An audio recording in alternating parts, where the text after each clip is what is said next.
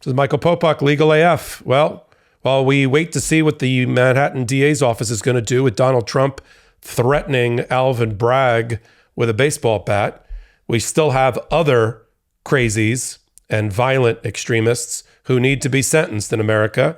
And now we've got Riley June Williams, now age 24, of Harrisburg, Pennsylvania. She's going away to a federal prison for the next 3 years for her role in breaching the Capitol, using people as battering rams and organizing them to do that, making her way to Nancy Pelosi's office and coordinating the theft of a laptop, then obstructing justice by attempting to erase all of her text messages and social media, while at the same time telling her father that they needed to go back on Jan 20, Inauguration Day, and quote unquote, finish the job. This lovely piece of you-know-what was admonished in court today by federal judge Amy Berman Jackson in the District of Columbia, who had had enough of hearing about this whiny snowflake terrorist tell the court that she was immature and impressionable, and she was addicted to the internet, and she was trying to impress men in her life like her daddy and Donald Trump, and specifically Nick Fuentes. Riley June Williams was a big fangirl and is a big fangirl of Nick Fuentes. Who's he? He's the 24-year-old neo-Nazi who Donald Trump in November hosted for dinner at Mar-a-Lago with Kanye West.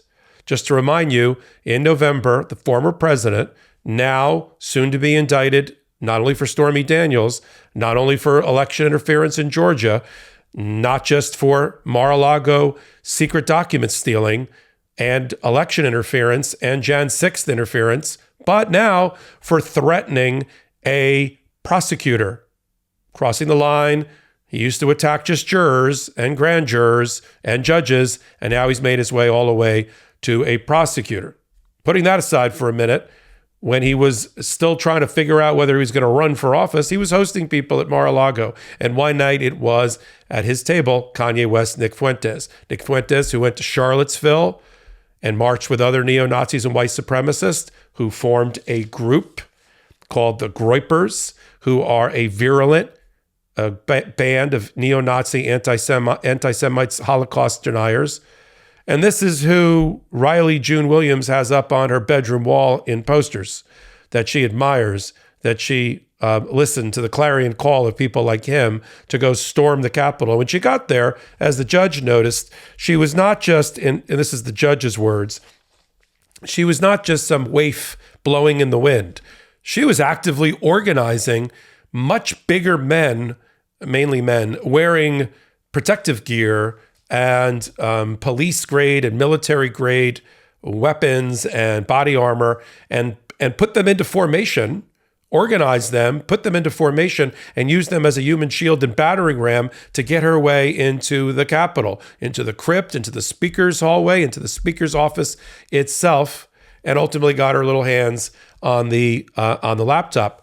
The Department of Justice wanted 7 years, at least 5 years, for her to go to prison. Now, the jury, because there was, of course, 3 or 4 months ago, a trial, the jury convicted her of various felonies, including civil disorder, and one related to obstructing the police, because she did yell and scream at the police and other things. But they were deadlocked. The jury was deadlocked on the evidence that would have convicted her for obstruction of the justice, obstruction of Congress related to the Jan 6 counting. So that highest count she didn't get, but she got everything else. And the judge gave her 3 years, gave her 36 months and another 36 months of supervised release. Also required that she not have any contact with any of these quote unquote political figures, really just violent extremists masquerading as mainstream political figures. If it goes beyond the First Amendment expression, the judge is going to see that as a violation of her probation and put her back in the can. So all of the crocodile tears and fake whining today by Riley June Williams all went by the wayside as the judge sentenced her. Now, you have the 1,000 or more Jan 6 defendants who are already in the system being processed prosecuted, convicted, trials. There's been over 40 trials of these people, and the rest have pled guilty.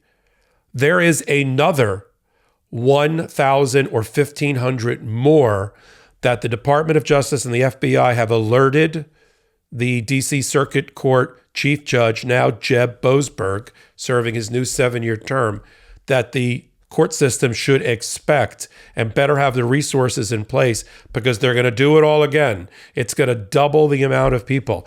So the Department of Justice and Jan 6 investigators are still hot on the trail of everyone who was involved. A lot of people thought, well, they got that first 1,000. That seemed about right. No, there's another 1,000 to 1,500, maybe even 2,000 by some estimates, that are still out there as FBI and DOJ crawl through social media and the tip hotline and put the pieces together from other witness interviews to bring all of these people to justice. That has to be done. That is one wheel of justice that is rolling. As the Department of Justice, now led by Special Prosecutor for all things Donald Trump, Special Counsel Jack Smith, goes after Donald Trump and those at the very apex of this plot, this conspiracy, this criminal plot, and try to bring them down as well. That's going to take a minute. It has taken a minute, and it's going to take a minute. At the rate these things are moving, let me give you my estimate based on closely watching this and operating in the courthouses that we're dealing with. To me, it looks like the Mar-a-Lago grand jury is almost at the end, and that Jack Smith is going to be making a charging decision about Donald Trump and the Mar-a-Lago documents very soon.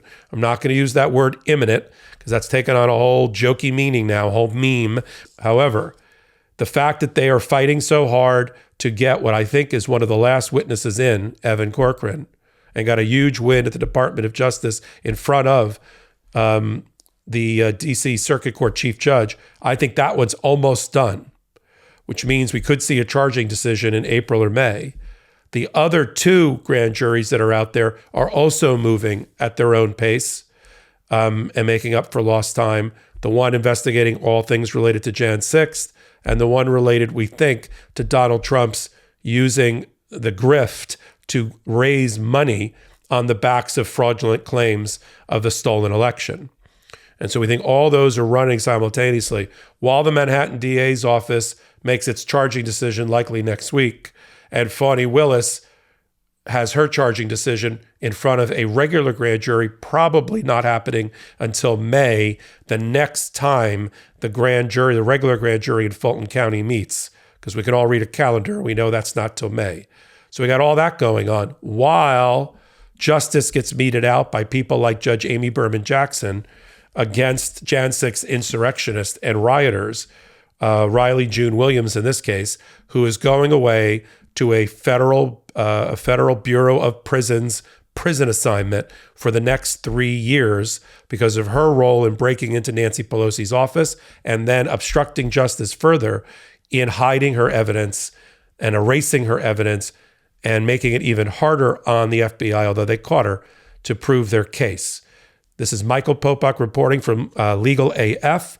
I do these kind of hot takes about every day. At the rate the wheels of justice are moving and developments in these cases I just described, I'm doing them about every hour.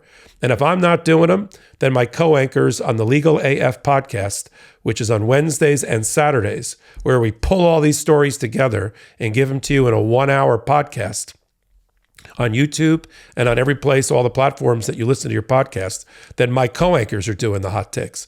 Karen Friedman-Ignifilo, Manhattan DA, former number 2, Ben Meiselas, civil rights lawyer and co-founder of the MeidasTouch. And if you like what I'm doing, you can follow me and tell me so on @MSPopok on all social media, including Twitter. This is Michael Popok, Legal AF reporting. Lock him up! Indictment season is upon us. Celebrate with the new Indictment Season t-shirt and v-neck exclusively at store.MeidasTouch.com.